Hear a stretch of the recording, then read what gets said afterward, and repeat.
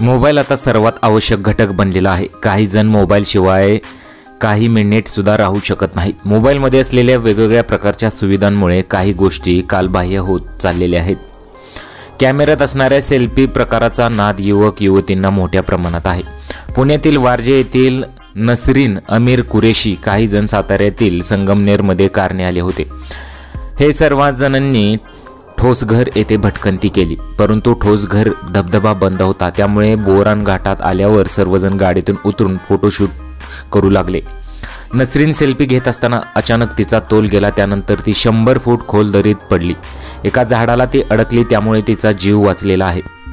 नसरीन खुरेशी सोबत असलेल्या मुलांनी ही माहिती सातारा पोलिसांना दिली। त्यानंतर पोलिसांनी शिवेंद्र सिंहराजे ट्रेकरच्या युवकांना बोलवले।